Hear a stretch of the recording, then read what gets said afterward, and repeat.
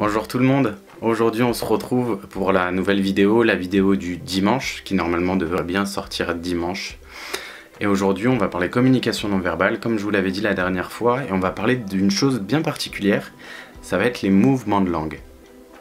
Alors je sais pas si vous avez déjà fait attention à ce genre de choses lorsque vous observez des gens, lorsque vous essayez d'analyser la personne à qui vous êtes en train de parler, mais lorsque l'on parle, on a énormément de mouvements de langue. Alors sachant que je vais vous en parler, forcément votre attention va être focalisée sur ça, et donc vous allez pouvoir voir celle que moi je fais de manière inconsciente. Et là, je vais vous présenter les 8 configurations qui existent sur les mouvements de langue, et ce que ça signifie. Alors juste avant d'introduire les différents mouvements qui existent, ce qu'il faut prendre en considération, c'est que le mouvement de langue, ça va être du non-verbal, mais ça va arriver le plus souvent après le verbe, donc après le fait que vous ayez parlé. Si je dois vous illustrer ça, lorsque vous allez justement avoir le mouvement de langue en question, souvent vous allez dire une phrase bien particulière, et ça on l'entend souvent avec les femmes, et je suis désolé parce que je sais que vous êtes majoritaire sur cette chaîne, mais lorsque vous complimentez une amie à vous qui a acheté la même robe que vous, ou alors que cette robe ne lui va pas du tout, vous allez souvent dire, alors c'est pas une généralité, il y en a certaines qui vont se reconnaître et d'autres pas du tout, mais vous allez certainement dire ah oui, cette robe te met bien en valeur, et vous allez avoir la langue qui va sortir très rapidement. Et donc justement, sur cette analyse-là qu'on pourrait faire, donc vous avez votre phrase classique qui va être « Ah oui, cette robe te met très bien en valeur ». Donc là, vous avez le verbe qui est là, et le non-verbal va arriver juste après. Le non-verbal, ça sera la langue qui va sortir très rapidement au milieu. Et cette langue-là, donc ce mouvement de langue-là, on l'appelle la langue de vipère. Ça veut dire qu'on ne pense pas ce qu'on vient de dire. Ou alors souvent, c'est bien illustré de manière à... C'est un petit peu comme une langue de délectation. Donc en fait, on vient se satisfaire d'un propos qu'on ne pense pas. Et dans le cas que je vous ai donné, dans l'exemple, cette robe te met très bien en valeur.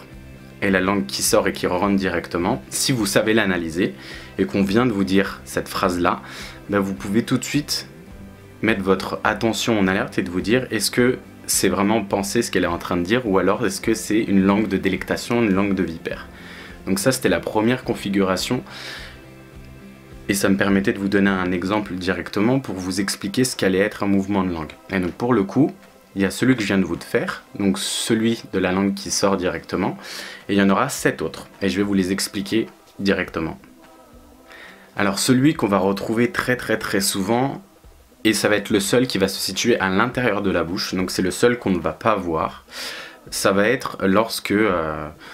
vous êtes en train de parler, ou alors même une personne est en train de parler, que vous allez garder votre langue dans votre bouche et qu'on va pouvoir la voir à travers les joues. Par exemple, ça, au-dessus, en dessous, sur n'importe quel côté. Et le fait de venir faire ça, c'est qu'on s'oblige à se taire. Donc on va garder des propos pour nous parce qu'ils peuvent être soit trop offensants, soit trop directifs, soit on préfère les garder pour nous, et généralement dans la situation c'est mieux de les garder pour nous. Donc ça, c'était la deuxième configuration qui pouvait exister. C'est tout ce qui va être à l'intérieur, donc le fait de garder le propos.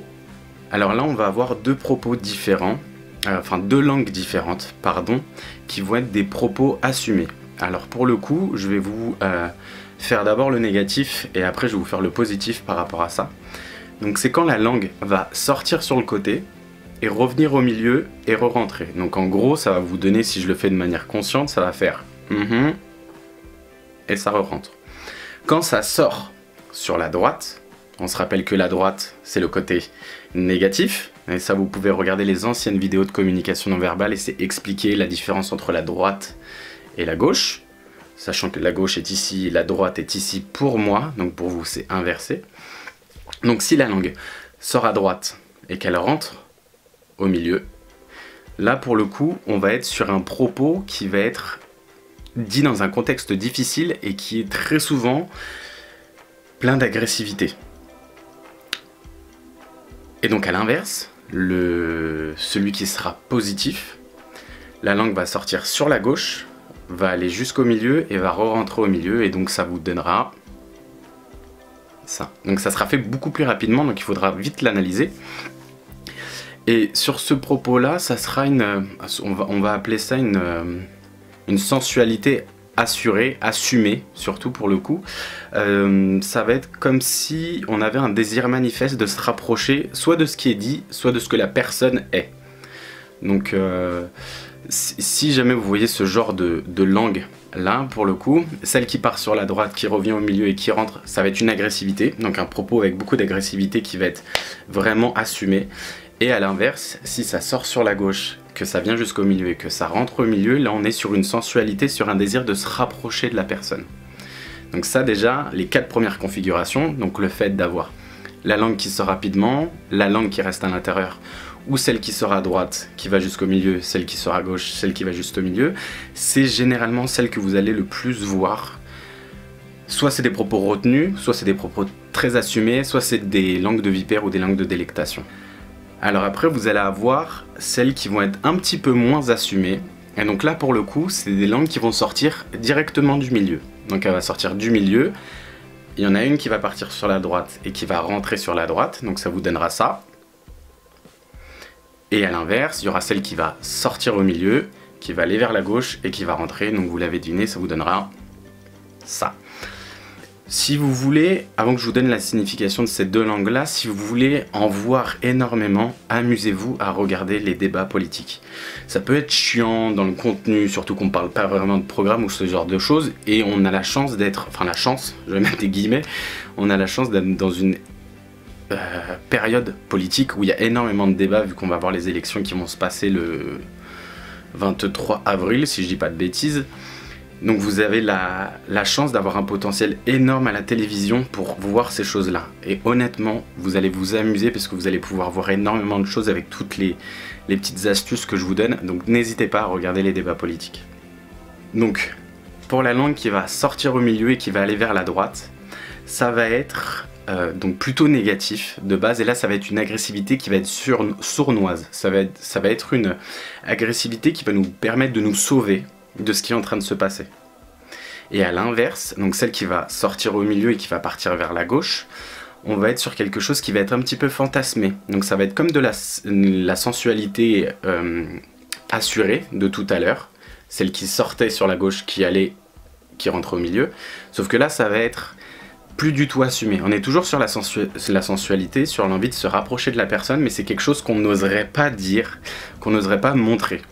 Donc ce genre de langue-là, vous allez souvent les voir sur des personnes qui n'ont pas soit l'ascendant psychologique ou hiérarchique, donc ça peut être un employé via son patron ou ce genre de choses, ou même un homme face à une femme ou une femme face à un homme. Donc là c'est quand il y a un problème, je dis problème, mais le mot n'est pas bon, mais c'est lorsqu'il y aura une relation hiérarchique souvent, et qu'on ne peut pas assumer soit l'envie de se rapprocher, soit la colère qu'on est en train de mettre dans les différents propos qu'on est en train de tenir.